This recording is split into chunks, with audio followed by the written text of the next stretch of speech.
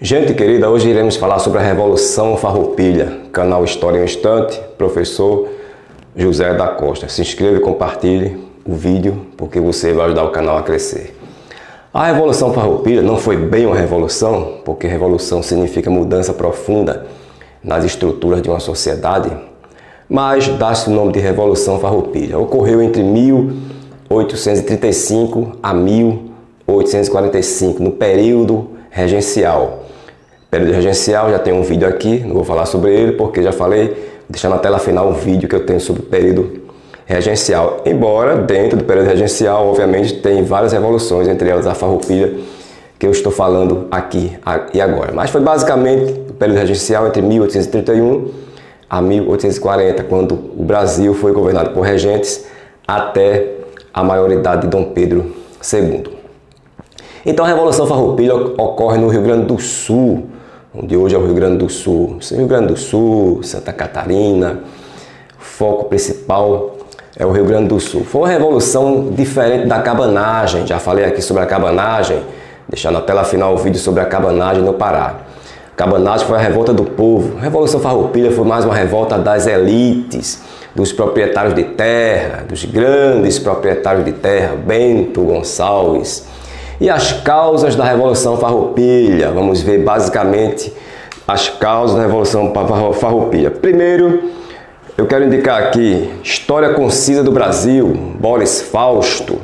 É um livro que eu gosto muito, sempre indico ele. E o livro As Lutas do Povo Brasileiro, do Júlio José Chiavenato. Também excelente livro que fala sobre Revolução Farroupilha, cabanagem, etc. E História do Brasil, Boris Fausto, grande historiador, faleceu agora há pouco tempo. Então a Revolução Farroupilha teve algumas causas, entre elas, primeiro, Guarda Nacional, criação perigosa para os farroupilhas, para ali a província do Rio Grande do Sul. Aliás, o nome Farroupilha não é bem assim. Farroupilha foi um nome que deu-se lá ao exército do Rio Grande do Sul, os farrapos. Eles não eram bem farroupilhas, porque muitos deles eram grandes proprietários de terra, não eram bem farrapos, farroupilhas, mas dá-se esse nome. E Farroupilha também virou nome de radical. O Cipriano Barata, que foi um revolucionário, ele deu-se também o nome a ele de Farroupilha, era um médico revolucionário que na Europa andava de chapéu de modo bem simples, aí ficou símbolo de radicalidade também. Então a criação da Guarda Nacional no período regencial, os gaúchos não gostaram muito, porque eles tinham lá um exército próprio. Então essa questão de Guarda Nacional, eles não gostaram. Aí eles achavam que era uma imposição aí do Império do Rio de Janeiro, né, do governo central do Rio de Janeiro, porque eles tinham lá seu exército próprio. Mas não foi só isso, teve várias causas, a própria autonomia da província que eles queriam.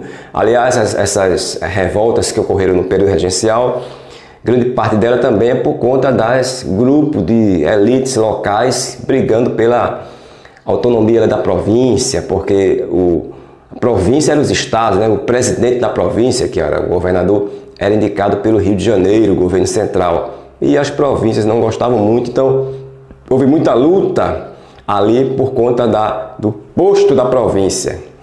Aumento da taxa sobre o charque do Uruguai. Então o charque vinha do Uruguai, a carne de charque, barato, e era um concorrente ali com o charque local, produção de charque local. Então eles pediam um aumento de impostos sobre o charque, a carne de charque que vinha do Uruguai e da Argentina também. No final conseguiram 25% de imposto sobre o charque que vinha do Uruguai. E também é um ressentimento, porque eles custeavam outras províncias, em especial Santa Catarina. Era comum no Império o governo central, Rio de Janeiro, ajudar certas províncias, mas o fundo, a ajuda, vinha para o governo central de outras províncias. Basicamente era o Rio Grande do Sul estava ajudando a província de Santa Catarina, o governo central ajudava ali Santa Catarina, mais os fundos ali que vinham, né? A ajuda vinha de fato do Rio Grande do Sul, que era destinada a Santa Catarina. Os gaúchos não gostaram muito disso. Então, aumento também sobre eles queriam a diminuição da taxa do sal importado. Então, o sal era importado, eles queriam a diminuição da taxa do sal importado, porque eles importavam sal e, consequentemente, o charque, né, a carne charque, aumentava-se o preço. Então, tinha ali a concorrência entre a charque do Uruguai e a charque ali gaúcha. A do Uruguai tinha pouco, nenhum imposto de importação, e o sal que eles importavam tinha imposto de importação. Então, segundo aí Boris Fausto, Júlio José Chiavenato, nós temos aí essas causas básicas da Revolução Farroupilha. Começa em 1835, eles proclamam a República Rio-Grandense em 1836, em 1839 também tomam a lei Santa Catarina. A República Juliana foi, como eu disse, uma revolução das elites, dos grandes proprietários de terra, Bento Gonçalves, Davi Canabarro. Mais adiante temos o Giuseppe Garibaldi, que é o chamado herói de duas pátrias, Brasil e da Itália. Anita Garibaldi, também heroína das duas pátrias, que lutou aqui no Rio Grande do Sul, e lutou também na Itália, na unificação italiana. Então temos aí o Bento Gonçalves e os escravos, os escravizados, foram usados aí como bucha de canhão, como massa de manobra. Prometia-se muito a libertação dos escravos, e tanto dos escravizados, tanto do lado do Império como do lado dos gaúchos. Então, muitos negros foram colocados nas tropas imperiais para reprimir a Revolução com promessa de liberdade, e também muitos negros foram colocados no exército ali do Rio Grande do Sul, Farroupilha, que também dava-se promessa de liberdade. Mas, segundo aí o José Chiavenato, esses negros foram traídos, viu?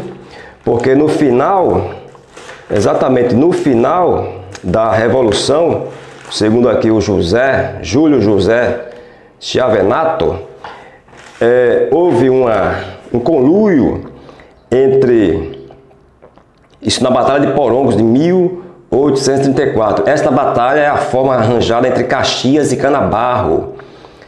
Caxias de um lado, representando o Império, o Duque de Caxias, e Canabarro, do outro lado, representando aí a província do Rio Grande do Sul, para exterminar os negros, forjando um combate em que eles são colocados frente a frente, de tal forma que se matam.